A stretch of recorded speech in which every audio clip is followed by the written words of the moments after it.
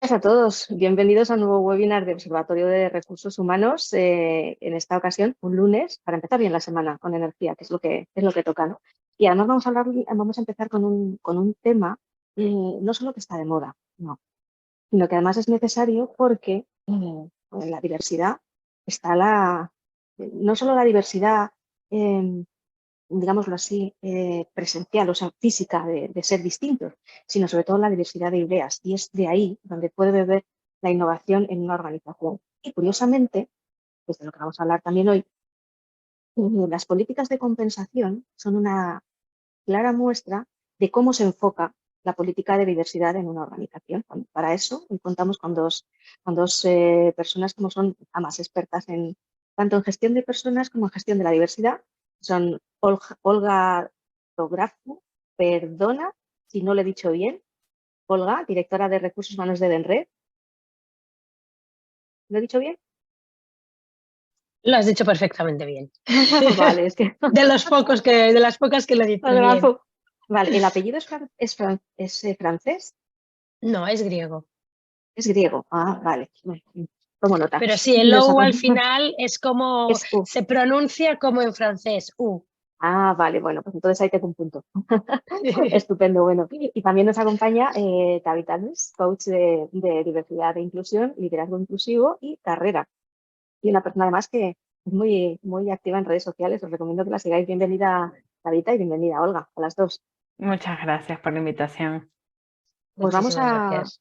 vamos a abordar este tema. Antes de cederos los trastos, como suelo decir yo, os recuerdo a todos los asistentes que ya vamos por 69. Primero, muchas gracias por dedicarnos este tiempo vuestro para aprender un poquito con nosotros. Y en segundo lugar, recordaros que, aunque al final de la sesión os pasaremos tanto el vídeo grabado como el material que vamos a compartir, podéis, los que os podáis quedar hasta el final, podréis hacernos llegar vuestras preguntas a lo largo de la conversación. Y vamos a intentar que esto sea un diálogo, es decir, que vuestras preguntas puedan formar parte de las intervenciones de Tabitha y de Olga. Podéis hacerlo a través de la opción de preguntas y respuestas o de la del chat. Os iba a decir que del correo, pero en esta ocasión no, porque como tengo que presentar, al correo no voy a poder acceder. Si es que, por favor, si os teñís al chat y a las preguntas y respuestas, pues estupendo. Y ahora sí, ahora le voy a ceder la palabra en primer lugar a Tabitha y yo voy a compartir la presentación. ¿De acuerdo? Y me pongo en mute.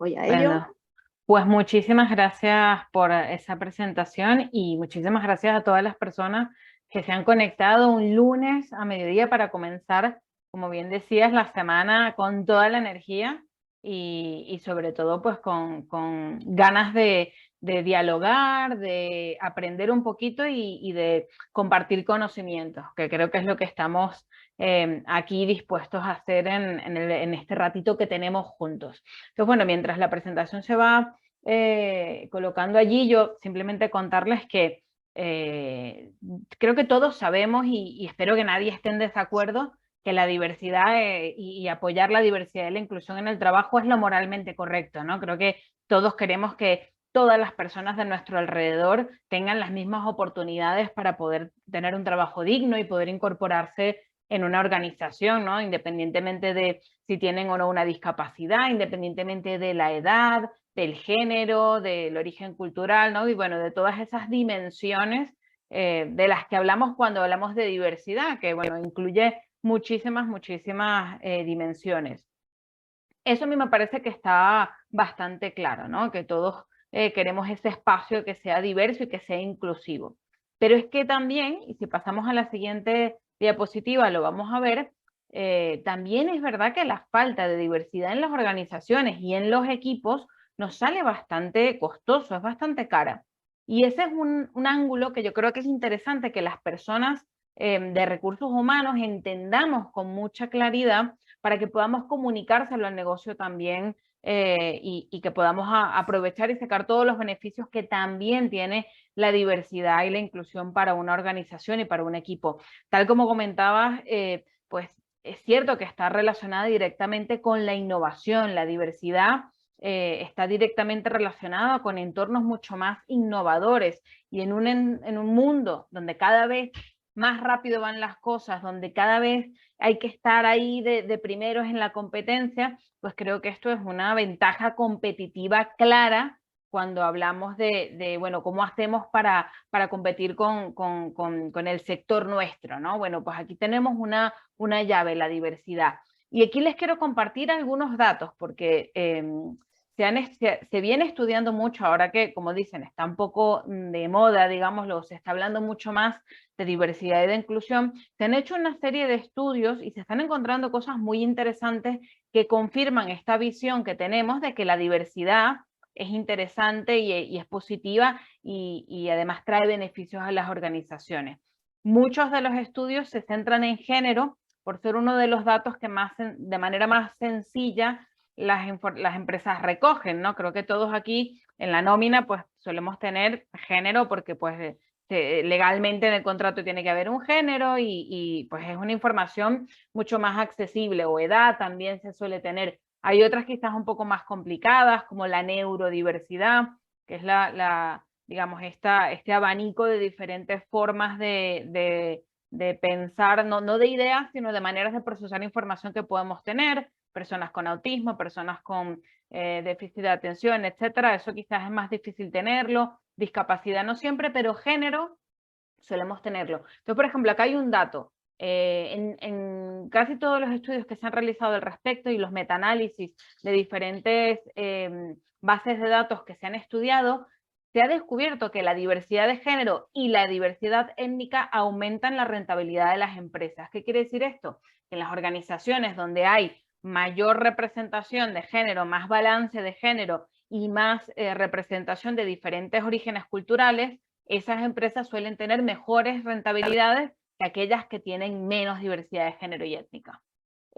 Por ejemplo, la Organización Internacional del Trabajo también estuvo compartiendo datos, ellos tienen toda una sección dedicada a diversidad e inclusión, y estuvo compartiendo datos y descubrieron que el 60% de las empresas que compartieron su información y que tenían políticas de igualdad aseguraban que tenían mejores beneficios después de implementar esas políticas.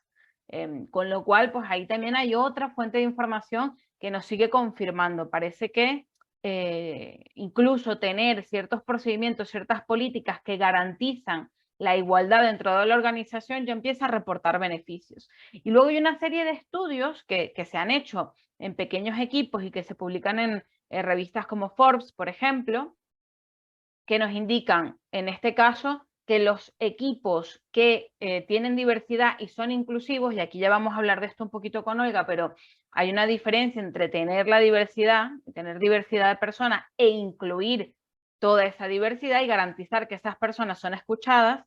Entonces, cuando esas personas, además de estar en la organización, son incluidas en las decisiones, el 87% de las veces en este entorno en el que se les ponía a resolver algunos problemas específicos, el 87% de las veces tomaron mejores decisiones de negocio que aquellos equipos donde no había diversidad. Los equipos que siguen un proceso inclusivo o que son inclusivos dentro de sus políticas suelen tomar decisiones 2 veces más rápido que los no inclusivos y los no diversos, y con la mitad de las reuniones también. Y también se ha descubierto que las decisiones que toman y que ejecutan estos equipos diversos, pues también tienen mejores resultados, un 70%, un 60% más que comparado con otro grupo que es más homogéneo. Entonces, parece que el caso de la diversidad y la inclusión cada vez tiene como más peso a nivel de lo que son los resultados para la organización a nivel económico. Y por supuesto, hay otra cantidad de datos que acá nos comparto, pero sabemos que la diversidad y la inclusión reducen la tasa de salido, reducen el turnover, incrementan la fidelización de los empleados y de las empleadas. O sea, hay otra cantidad de métricas que también son muy interesantes para las personas de recursos humanos y que se ven impactadas de manera positiva cuando tenemos dentro de la organización grupos diversos, los incluimos y además tenemos políticas para garantizar que eso es parte de la cultura y no simplemente un discurso, ¿no? O una actividad que hacemos una vez al año, sino que las incluimos en políticas de selección, en políticas de compensación y beneficios y más. Entonces, bueno, esto por hablar un poquito de cómo es el caso y cómo es el beneficio que puede llegar a tener una organización o un equipo de trabajo teniendo en cuenta la diversidad y la inclusión en su estrategia. Pero vamos a hablar de cosas un poquito más concretas, ¿verdad, Olga? Para ir un poquito más a darles claves, porque a lo mejor hasta ahora me están escuchando y dirán, bueno, pero esto es todo como muy intelectual. Así que os invito también a que a medida que van surgiendo preguntas o aportaciones de lo que ustedes van viviendo en vuestra organización, que las vayan incluyendo allí en el chat para que podamos hacer este diálogo bien rico. Y si pasamos a la siguiente diapositiva, pues vamos a empezar a hablar un poco más concretamente de algunas acciones para asegurar que en vuestras organizaciones aprovechan bien todos los beneficios que traen la diversidad y la inclusión. No sé si podemos pasar. Yo, Tabita, mientras pasamos a la siguiente slide, quería puntualizar precisamente tres comentarios que has hecho, ¿no? La importancia, pues primero el concepto de diversidad, creo que Mayre también abrió el webinar hablando de diversidad de opiniones y al final todo esto está atado entre sí, ¿no? Al final, si tú tienes un único perfil de persona en tu organización, al final tienes solamente una única manera de pensar. Y esto al final, si sigues haciendo las cosas de la misma forma, no hay cambio, no hay progreso y encima te quedas con una opinión mucho más sesgada, ¿no? Y al final, como tú decías, hay estudios que demuestran que cuando más diversas opciones tenemos a nivel equipos, a nivel opiniones, a nivel interacciones, pues más opciones de talento tendremos, ¿no? Y el coste de oportunidad aumenta. Y el otro punto es efectivamente, está muy bien que muchas organizaciones ponemos el KPI de diversidad en nacionalidades, en etnias, ¿no? en hombres, mujeres, en pues, diferentes, ¿no? criterios, pero si no hacemos todas estas políticas de una forma tangible que sea inclusivas, pues al final poco estamos haciendo, ¿no? Y yo creo que aquí ahora podemos profundizar más de entender cómo lo podemos hacer, de qué manera tangible. Es súper importante lo que comentas, Olga. Efectivamente, la diversidad de opiniones también está muy atada a la diversidad de perfiles, ¿no? Esa riqueza viene cuando tenemos diversidad de perfiles. Y aquí por cerrar y ya comenzar a hablar de políticas puntuales y de algunas estrategias, hay una frase acuñada por Berna Myers, que a mí me parece que Berna Myers es la vicepresidenta de inclusión de Netflix, que creo que es ideal para entender la diferencia entre diversidad e inclusión. Ella dice que diversidad es que te inviten a la fiesta e inclusión es que te saquen a bailar. Entonces, no basta estar allí en la fiesta, no basta estar presente en la organización, es también ser partícipe de ella. Y es ahí donde entra la importancia de realmente hacer acciones que sean reales y estrategias que sean reales para garantizar esa inclusión y que nos podamos también beneficiar de todo eso que acabamos de comentar. Por ejemplo, en uno de los procesos claves donde podemos hablar de diversidad e inclusión es en el proceso de selección, ¿no? Porque si tenemos, por ejemplo, como dice Olga, un KPI que tiene que ver con incrementar la diversidad de género en X grupo o incrementar la diversidad de origen cultural en este otro nivel, pues tenemos que garantizar que el proceso de selección nos permite cumplir con ese KPI. Entonces, ¿cómo podemos hacer eso? Bueno, aquí hay una aproximación bien interesante que empieza, por supuesto, por entender qué tenemos a día de hoy y cómo está montado ese proceso, y luego empezar de alguna manera implementar algunas acciones para que nos permita construir ese pipeline de candidaturas diversas, porque lo que hemos descubierto es que hay diferentes como bloqueadores en las diferentes etapas del proceso de selección que impiden que personas diversas vayan avanzando en ciertos procesos de selección. Entonces es ir encontrando, digamos, en cada una de esas etapas, desde que recibimos ese currículo hasta que se hacen las entrevistas y se toma una decisión, pues cuáles son esas cosas que podemos hacer para reducir los sesgos, para eliminar esas barreras, esos bloqueos que no están permitiendo que avancen y que efectivamente podamos ir aumentando de manera progresiva la diversidad, para que refleje no otra cosa que lo que hay en la sociedad, lógicamente. Aquí hay que ser bien también ajustados en cuanto a entender, bueno, si en la sociedad tenemos 51% de mujeres, 49% de hombres, pues ese es más o menos la distribución de género que tendríamos que aspirar en la organización. Si tenemos, como en España, un 10% de personas de origen extranjero versus un 90% de españolas, pues normalmente esa sería la distribución a la que tenemos que aspirar, porque esa sería, digamos, la inclusión y la diversidad van de reflejar realmente lo que existe en la sociedad, ¿no? No de sobre representarlo ni de infrarrepresentarlo como ocurre muchas veces. Si pensamos pues que hay 51% de mujeres y solamente tenemos un 20%, bueno, pues ahí estamos hablando de una infrarrepresentación.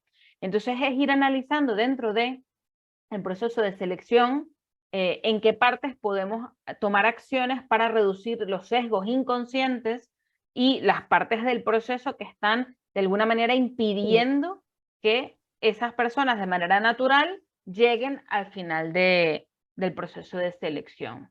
Y aquí, no sé, Olga, si quieres comentar Sí, alguna... no, totalmente. Yo creo que tenemos que ir muy de la mano de lo que pasa en la sociedad y también muy de la mano de conocer nuestra organización, ¿no? Nuestra organización a nivel cultura, a nivel demográficos, ¿no? Imaginaros, yo siempre digo, hay dos ejemplos, ¿no? Que al final, si tú tienes una distribución de 50-50 de hombres y mujeres, pues perfecto, quizás no hace falta poner un KPI concreto a la hora de hacer las próximas incorporaciones, sino que tienes que obviamente tener en cuenta que en un shortlist tendrás el género de una forma representada en ambos casos, ¿no?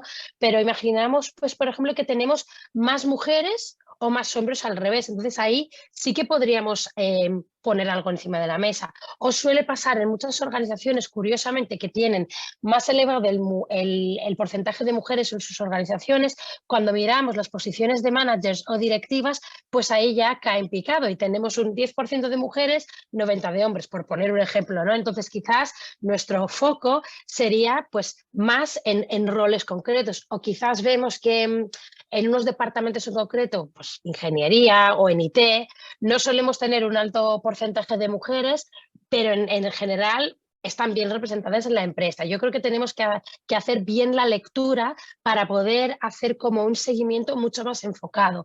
Y luego creo que hay otro tema a nivel selección y diversidad e inclusión que yo creo que está ocurriendo poco a poco ahora. Creo que las empresas pasamos un periodo que todos queríamos salir al mercado y contratar gente joven. No, pues gente joven, ¿no? Y luego, ¿qué pasa? Ahora mismo nos encontramos a veces en proceso de selección que hay personas con más de 50 años que aplican en posiciones.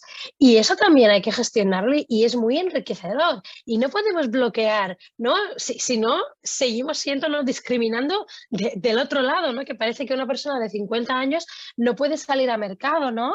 Y no le quedan casi 20 años por delante de seguir con su carrera profesional. Entonces yo creo que son temas donde se pueden generar sesgos. Como la moda es contratar gente joven, pues ahora ya cualquier persona pues que sale con más de 50 años ya parece mayor y entonces pues se levantan las alarmas y casi que rechazamos y no pasamos a la siguiente fase. Entonces yo creo que es súper interesante ir de la mano de lo que tiene sentido, ir de la mano de lo que es nuestras organizaciones en interno. Y luego también me gustaría abrir otro punto, que es la hora de hacer las entrevistas, ¿no? Creo que a veces como entrevistadores tenemos que tener muy claro no solo qué perfiles queremos buscar, pero también cómo queremos gestionar nuestra entrevista, qué tipo de preguntas estamos haciendo y si estas preguntas que estamos haciendo son inclusivas, demuestran que somos una empresa que somos pro hacia la conciliación. Por ejemplo, yo qué sé, creo que se queda muy, muy fuera de lugar, ¿no? O no políticamente correcto, ¿no? Seguir haciendo preguntas, pues si una persona tiene hijos o cuántos años tiene o dónde vive. Yo creo que dice muy poco de sus competencias, ¿no? Y creo que sinceramente dice muy poco de si es capaz para una posición u otra. Y yo creo que quedamos un poco obsoletos con ese tipo de preguntas porque creo que no añaden ningún valor, porque precisamente si una persona no se ve capaz de una vez estar en una reunión, de poder hacer este commuting diario, de venir hacia donde están nuestras oficinas, ¿no? Pues probablemente esta propia persona dirá, pues mira, me encanta esta posición, pero creo que vivo a 3 horas de camino, entonces pues yo misma me descarto, ¿no? No hace falta que nosotros, ¿no?, nos metemos a hacer esta pregunta incómoda, ¿no? 100%. No sé cómo lo ves Ahí, tú, Tabita, pero creo Yo quería, que nos encontramos con este tipo de situaciones en nuestro día a día. yo quería incluiros, si me permitís, hasta que nuestros asistentes se animen a preguntar. Yo ya sabéis que no me preguntona. Los que os conectáis habitualmente lo sabéis, si es que voy a ello. ¿Cómo se introduce? Yo sé que es muy difícil, ¿eh? Pero en un proceso de selección, ¿cómo se logra el equilibrio entre ese deseo de ser inclusivos y la valoración del mérito? Esa es una excelente pregunta y te tengo una excelente noticia también. Cuando valoras el mérito, la diversidad llega sola. Y voy a explicar algo que a lo mejor va a generar un poquito, espero, de debate. Las personas, mientras más experimentadas somos, muchas veces caemos en muchos sesgos, todos los tenemos, yo también los tengo, pero cuando tenemos mucha experiencia haciendo entrevistas, caemos en un sesgo muy típico que es pensar que como ya nosotros tenemos digamos, la habilidad de entrevistar, no hace falta prepararnos la entrevista. Llegamos a la conversación y nosotros con nuestro intelecto somos capaces de descubrir si esa persona tiene talento o no tiene talento. Y ese creo que es uno de los mayores errores en los que caemos, porque efectivamente lo que ocurre es que cuando no planificamos la entrevista, cuando no la diseñamos de manera consciente, teniendo en cuenta las competencias que estamos valorando, nosotros y el resto de personas que participan en el proceso de selección, lo que ocurre es que los sesgos tienen ahí un campo fértil para entrar y hacernos convencernos de diferentes cosas. Y aquí hay un crisol de sesgos, ¿no? Está el ancla, que es que si tenemos una información positiva o negativa que nos dan al principio de la entrevista, nos quedamos con esa información para valorar el resto de la entrevista. Está el sesgo de confirmación, que si nos parece que en los primeros, no sé si han escuchado esto de yo en 5 minutos ya yo tengo calado ese perfil. Lo que ocurre en realidad es que en esos primeros 5 minutos te haces una idea y te quedas el resto de la entrevista con esa información y todo lo que escuchas te confirma la idea que tú tenías. Pero no le has dado a la persona realmente la oportunidad de presentar sus competencias, no has hecho una valoración exhaustiva y rigurosa. ¿Cómo se hace eso? Una entrevista estructurada, donde yo diga, bueno, tengo que valorar estas 7 competencias, estas 7 habilidades, cuáles son las preguntas que voy a hacer para cada una de esas habilidades. Y las preguntas comportamentales que realmente nos ayudan a obtener esa información son preguntas del tipo, dame un ejemplo en el que tú hayas tenido que hacer X. Cuéntame una ocasión en la que tú te presentaste a esta situación, se te presentó esta situación. Entonces, cuando yo diseño esta entrevista, incluso si no la sigo al pie de la letra en toda su extensión, garantizo que hay mucha más rigurosidad. Y cuando hay esa rigurosidad, los estudios demuestran que la diversidad llega sola.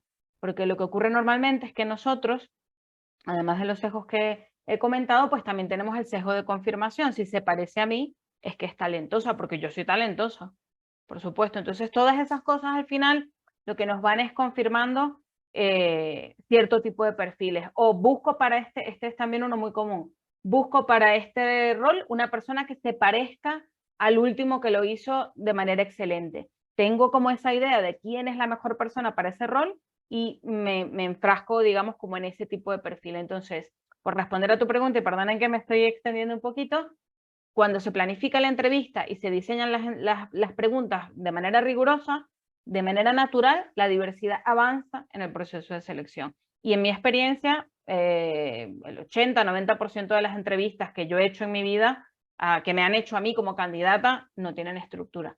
Entonces sé que no son entrevistas que hayan conseguido realmente de manera rigurosa hacer una valoración de las competencias. No sé si tú quieres añadir algo al respecto, Olga, de esta pregunta. Y yo añadiría que un poco en nexo con lo que decía, ¿no? Yo creo que al final nosotros como recursos humanos, desde mi punto de vista siempre, ¿no?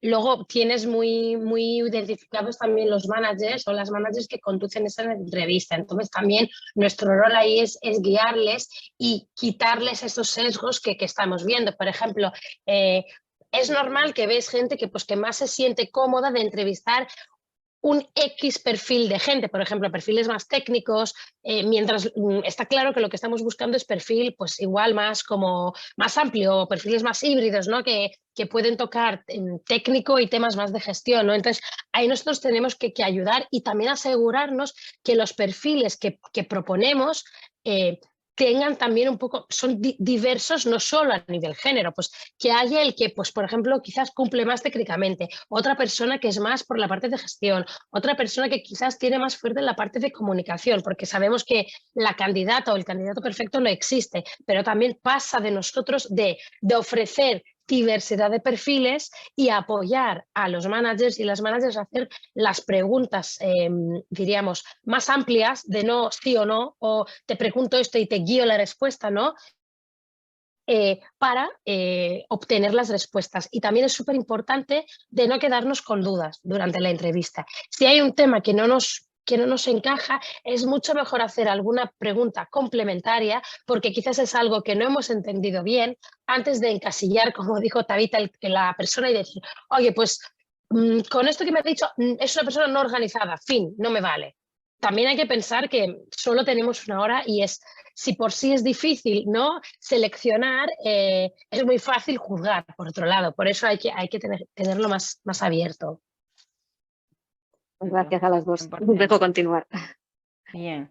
Bueno, otra de selección podríamos hacer, bueno, un webinar completo, por supuesto, pero y avanzando un poco, y hay otra herramienta buenísima que tenemos en España desde hace no mucho tiempo para poder impulsar la diversidad y la inclusión, que es el Plan de Igualdad, con sus cosas positivas y sus retos que sé que los tenemos, para las empresas más chicas, pues todo esto de tener que negociarlo con representación sindical, etcétera, sé que es complejo, pero es una herramienta que sin ser perfecta comienza a ayudar a poner el tema en la palestra, al menos el de la igualdad de género.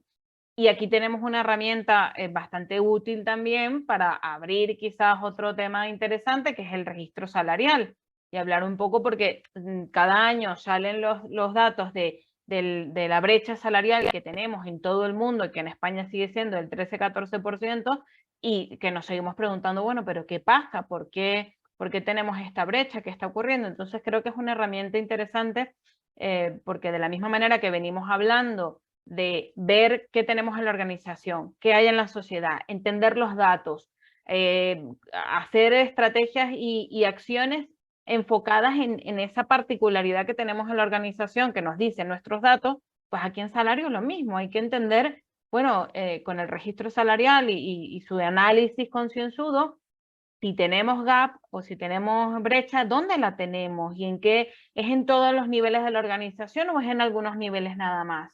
¿Es en ciertos roles o es en todos los roles? Es entender un poco para ver qué ha ocurrido. Y aquí les doy una pista muy clara. Una de las cosas que puede haber ocurrido y que suele ocurrir es que a las mujeres los estudios demuestran que se nos castiga cuando negociamos salario.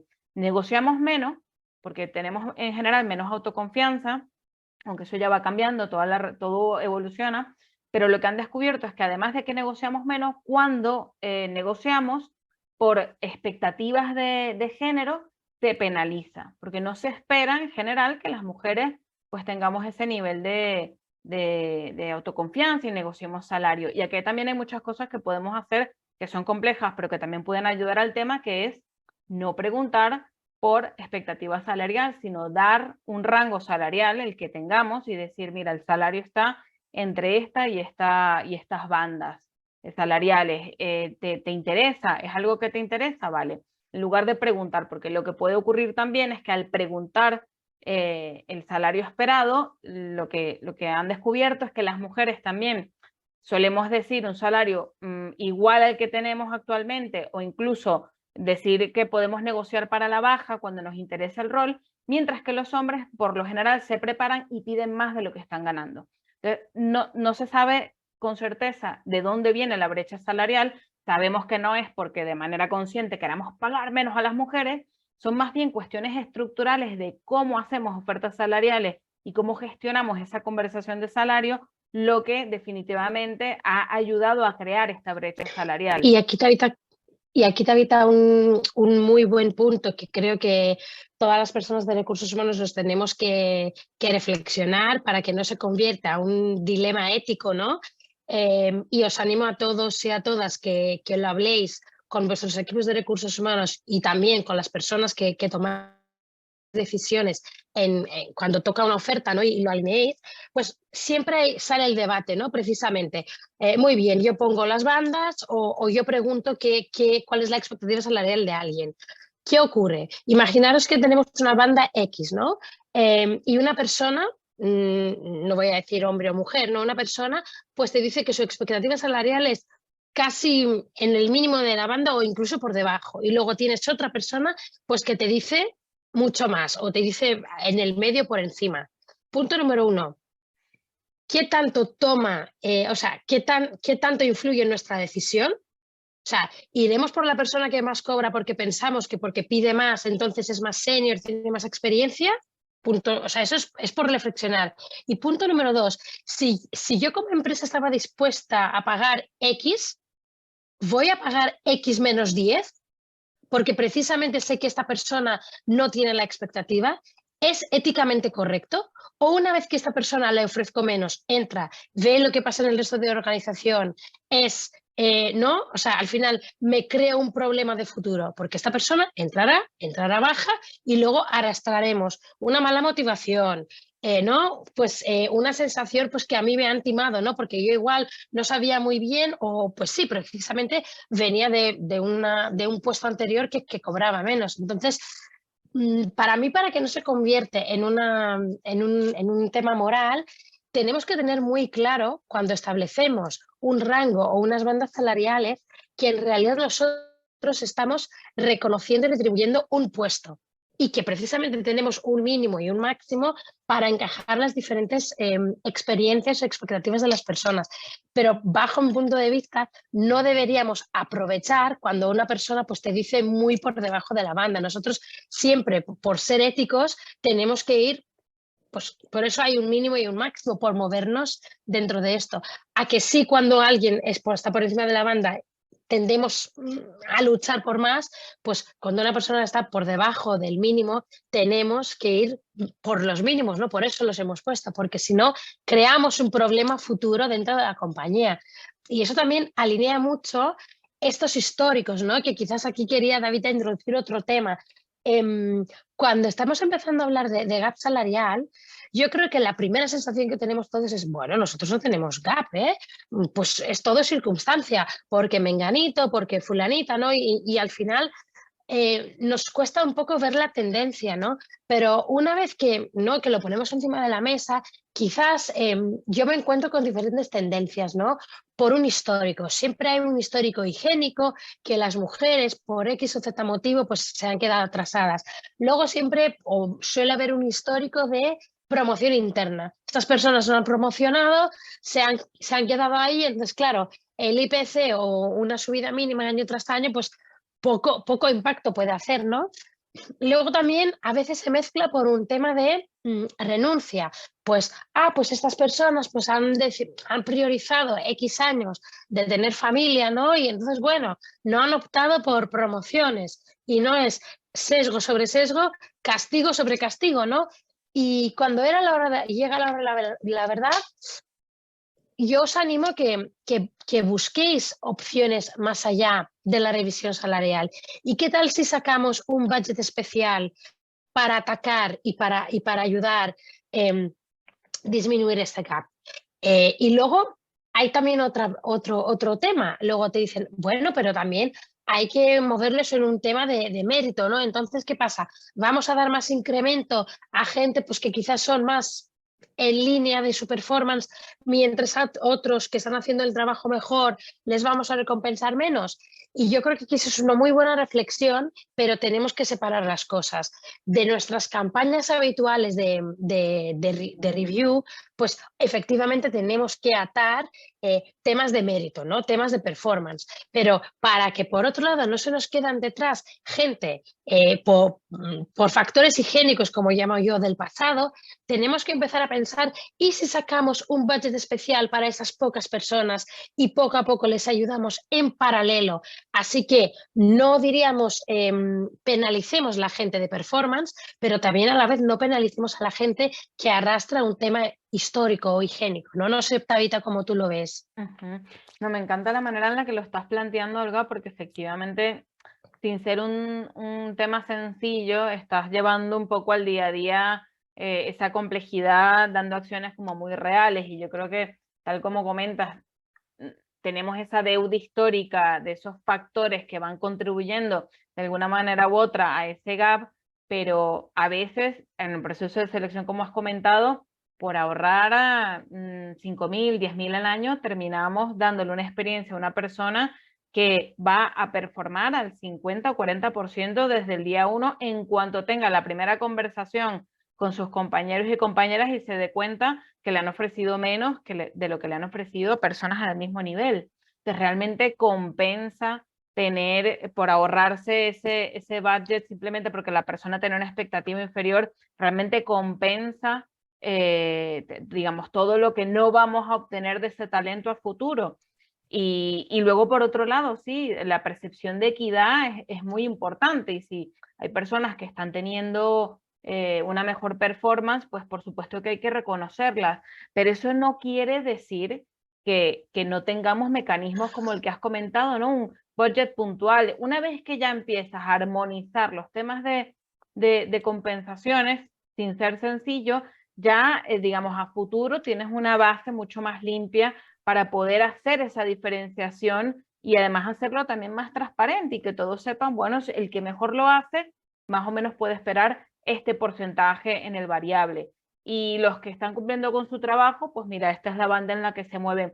Pero hay que dar luz en ese tema y hay que efectivamente pensar de manera creativa, bueno, cómo ir solucionando los temas que arrastramos históricamente y cómo no continuar creándolos a través de cómo hacemos ofertas salariales a las nuevas incorporaciones y cómo gestionamos sus expectativas salariales. Entonces, sencillo no es el tema, pero yo creo que es uno todos son importantes, pero este se vuelve crítico en cuanto a que salario es una de las principales preocupaciones de todas las personas en casi todas las organizaciones. Es uno de los temas que más hablamos cuando nos vamos el viernes de cañas. ¿Qué se habla? ¿Cuánto ganas tú? ¿Qué incremento te dieron? ¿Cuánto no te dieron? Entonces, poniendo un poco de luz en ese tema, también conseguimos que la experiencia de todos sea mucho más positiva, y una experiencia positiva pues siempre repercuta en la organización también de manera positiva.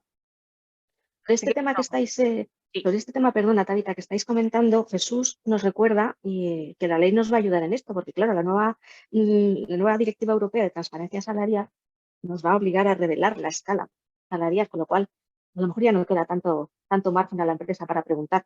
Esto es esto, lo que va a tener que poner sobre la mesa, lo que hay. Sí. Y hay países, en Estados Unidos algunos estados, no todos, porque bueno, ahí funciona un poco distinto, algunos estados ya obligan, cuando tú publicas una vacante, tiene que tener sí o sí por ley la banda salarial. Con lo cual ya se empieza a poner este tema un poco más un poco sobre la mesa, ¿no? Es cierto que por ahora sigue habiendo organizaciones que entonces te ponen rango salarial de 10.000 a 100.000, que bueno, no es realmente un rango, pero bueno, poco a poco... Es una horquilla muy grande. Es una horquilla bastante grande, pero lo he visto en algunas Sí, publicadas. Sí.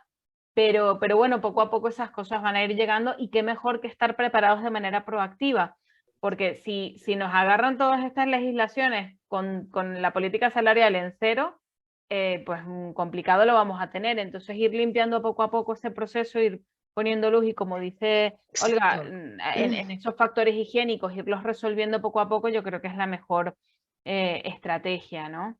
Y antes de avanzar a conciliación, creo que había una pregunta que por ahí... Sí, eso es lo que os quería comentar, porque sí. Al hilo de lo que has dicho tú, Olga, sobre los históricos, ha sido un poco como prejuicios, ¿no? Ahí en ese límite nos pregunta Reyes, dice, si contamos con competencias base o valores corporativos, ¿cómo logramos ser diversos e inclusivos?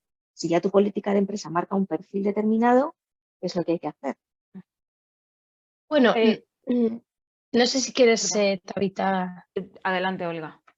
No, bueno, yo no lo veo exactamente así. Yo creo que cuando hablamos de competencias y valores corporativos son unos marcos mucho más genéricos de llegar a marcar un perfil tipo, ¿no? Al final, yo creo que, os pongo un ejemplo, ¿no?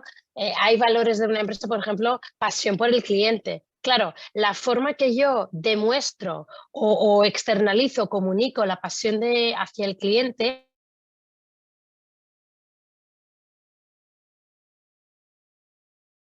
Me parece que estamos teniendo algunos problemillas de conexión con Olga, ¿no, Maite? ¿O tú la Sí, se ha escuchas? quedado Bien, ahora, no, se ha se queda. quedado Ah, congelada. Sí, Vale. vale, perdona. Ahora sí. ya está, ahora sí. No, Ahora sí. que decía que a veces el tema de competencias y valores para mí pues son marcos mucho más genéricos, ¿no? Que al final la forma que yo canalizo, por ejemplo, un valor que podría ser pasión con los clientes, ¿no? Puede ser totalmente distinto de cómo lo hace Tabitha, ¿no? El valor es el mismo, pero la forma de aterrizarlo, ahí sí que es diverso según la persona. Y con las competencias es lo mismo, ¿no? Pero vamos, es mi punto de vista. Vamos, no lo podría haber explicado mejor, Olga. Yo estoy muy de acuerdo en que efectivamente dentro de el tener ciertas cosas en común, que también está muy bien porque la organización tiene la prerrogativa de decir, aquí queremos gente proactiva, innovativa y con pasión por el cliente, por ejemplo, pero dentro de esas tres pilares clave también hay diversidad de cómo se experimenta y cómo se vive y cómo se demuestra. Entonces, también cuando hablamos de diversidad, creo que no estamos hablando de tener aquí el panorama, ¿no? De todos los colores, todas las formas, estamos hablando de incluir el máximo posible lo que ya existe en la sociedad, ¿no? No es que tienes que tener uno de este país, otro de este otro país, uno de cada lenguaje, sino realmente garantizar que hay espacio para todos y todas y que nadie se está quedando fuera simplemente por algún sesgo que tengamos social, que no es nuestro individual de Tabitha Luis o de Olga Sografú, sino es un sesgo que colectivamente en la sociedad hemos creado.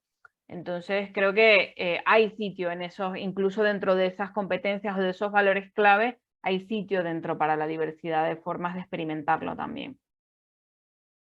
Bien, y si os parece, porque creo que ya las preguntas que teníamos han sido comentadas y respondidas, igual sigan trayéndolas, que siempre enriquece mucho el diálogo.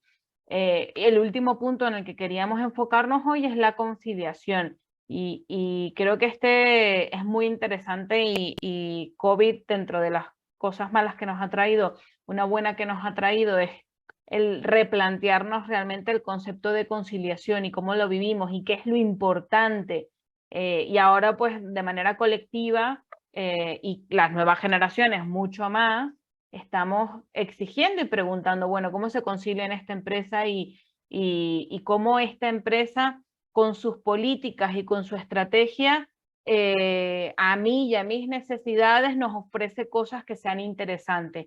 Y esto, desde luego, es retador, ¿no? Porque venimos quizás de pensar en la conciliación, de hecho, seguro muchos tienen en la cabeza conciliación, padres y madres, ¿no? Y poder dejar al niño en la escuela antes de venir a trabajar y poder buscarlo después, como que tenemos esa visión bastante fijada y ciertas políticas que ayudan a ese tipo de conciliación y nos estamos encontrando con plantillas cada vez más diversas donde las personas eligen tener una familia distinta, a lo mejor no tienen niños o tienen muchos niños, o en mi familia pues soy madre soltera o padre soltero, y nos estamos encontrando con diferentes situaciones que a lo mejor ya no se adaptan a la típica política de entrar entre 8:30 y 9:30, jornada reducida, el bono guardería. Estamos comenzando a tener diversidad también en ese sentido, y creo que es otro de los grandes pilares para garantizar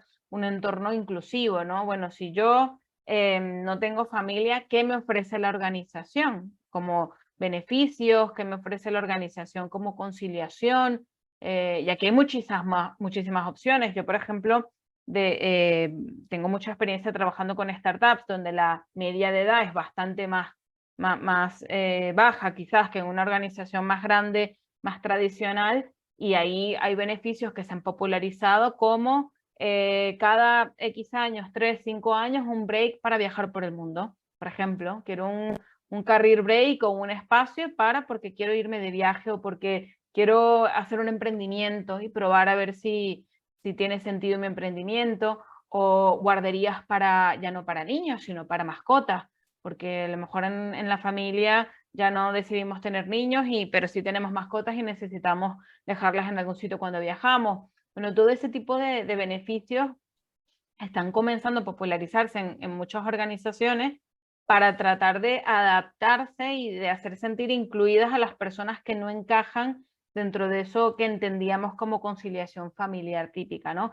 Y luego otras que son más tradicionales, pero que quizás no hablábamos tanto antes. La conciliación para cuidar de un familiar enfermo, para cuidar de los padres cuando ya están muy mayores, de ese tipo de cosas que quizás hasta ahora no se tenían tanto en cuenta, pero que se valoran mucho desde lo que es los beneficios y la conciliación. Entonces, bueno, ahí creo que es interesante abrir esa conversación, no sé qué piensas tú, Olga, para hablar de qué otras cosas podemos hacer para ayudar en la conciliación de manera inclusiva. Totalmente. Luego yo creo que cuando hablamos de conciliación, de flexibilidad, de well-being, ¿no? Estos nuevos conceptos que a veces parecen, ¿no? Si estás fuera de recursos humanos, que son como muy genéricos, muy etéreos y no hay manera de aterrizarlos, pero creo que hay una forma bastante práctica de ponernos en marcha.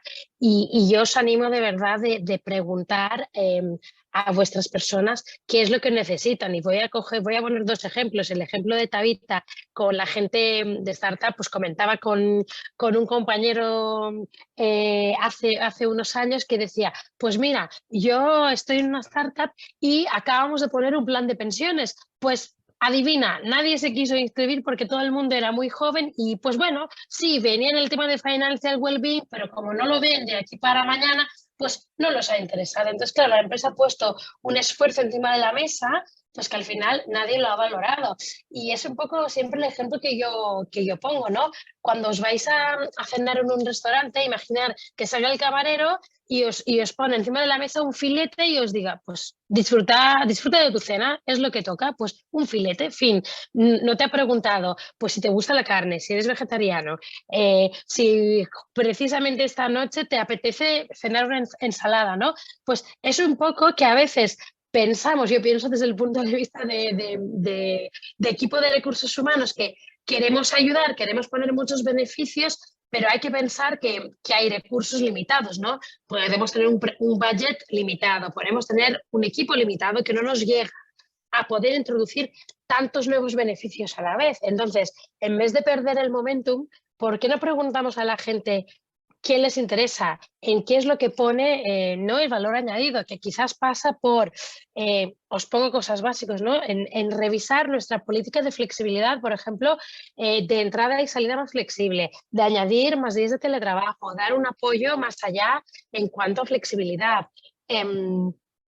Incluso podemos pasar por mejorar la conciliación, pues a la gente que vuelve de su baja maternal o paternal, de ayudarles en las primeras semanas con algunas medidas más flexibles, ¿no? Hasta que ellos reenganchan con el día a día. O luego volver a revisar nuestra oferta de beneficios básicos, incluso a través de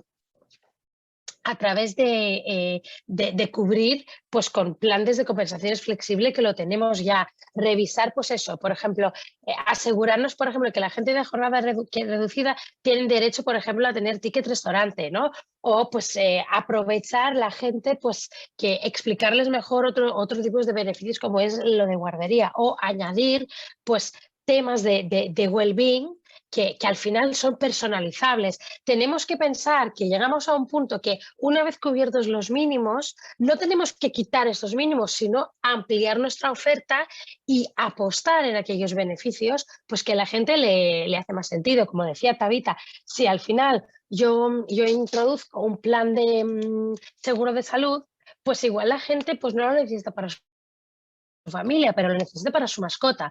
Pues ¿por qué? Porque tenemos X población pues que no tiene hijos pero tiene mascotas. Hay que saberlo. Y yo creo que parece como muy cool y muy wow de decir, pues mira, seguro de salud para mascotas, pero cada vez se está haciendo una una realidad que no es el futuro, es el ahora, ¿no? Hay más mascotas en España, justo tomo este último hilo, hay más mascotas en España que niños naciendo. Y sin entrar en debates de si nos gusta o no nos gusta, es bueno o es malo, creo que ahí una de las cosas que vienes comentando a lo largo de la conversación, Olga, que creo que es clave, es entender cómo es nuestra plantilla, cuáles son sus necesidades.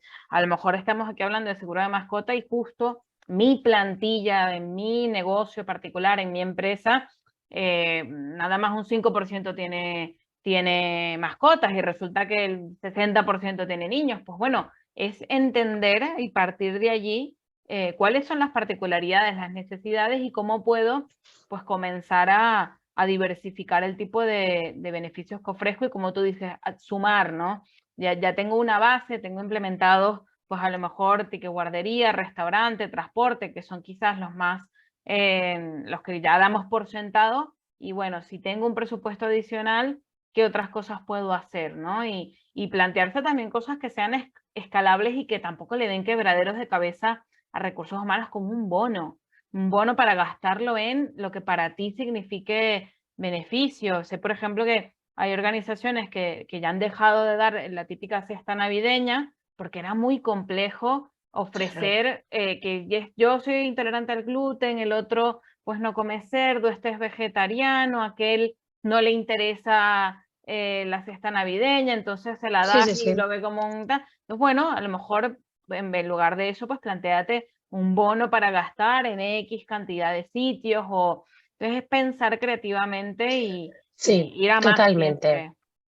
Totalmente. Y luego muchas veces también nos encontramos, ¿no? Que llegando a esta línea de bono, ¿no? Nos encontramos que quizás queremos reconocer a algunas personas, quizás externas de la organización, incluso internas, y queremos hacer un detallito y también, pues bueno, que también podemos utilizar este tipo de bonos, ¿no? Pues a través de tarjetas regalo, etcétera, etcétera. Pues por ejemplo, en Edenred, pues sí tenemos esta Click and Gift, esta tarjeta, ¿no? Que es mucho más genérica y entonces te puede dar salida por diferentes coberturas, ¿no? Y es mucho más personalizable al final del día. Pero como esto, pues muchísimas más ideas. Yo también me gustaría, como quedan 7 minutos, que la gente pues nos haga alguna pregunta o pues alguna reflexión o alguna duda.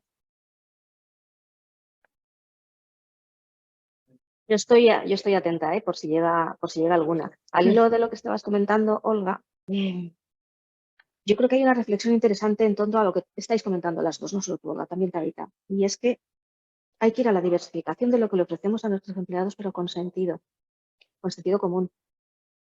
Preguntándoles, evidentemente, para saber qué es lo que les encaja en función de su momento vital y viendo también, como decía Tabita, que hemos un dolor de cabeza para todos y que además un beneficio sostenible en el tiempo para la organización. Y en ese encaje es donde creo que de verdad debe estar incluso la propia creatividad del Departamento de Recursos Humanos.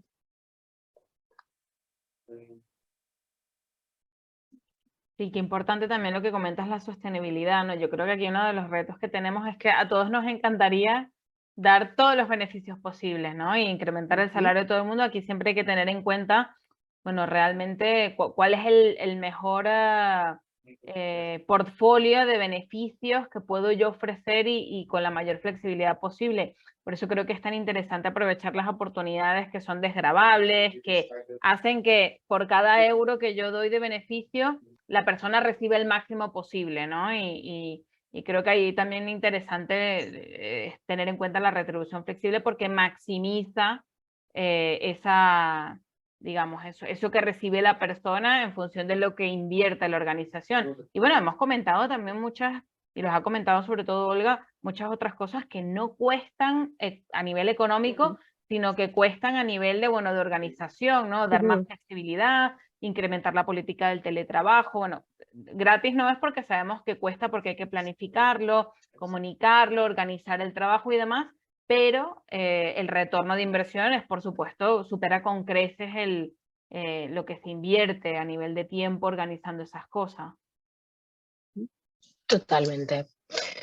Pero yo creo que es el momento, ¿no? de co-creación, de hablar con la gente, de preguntarles, muchas veces nos podríamos sorprender que la gente te diría, pues prefiero esto en vez de esto, ¿no?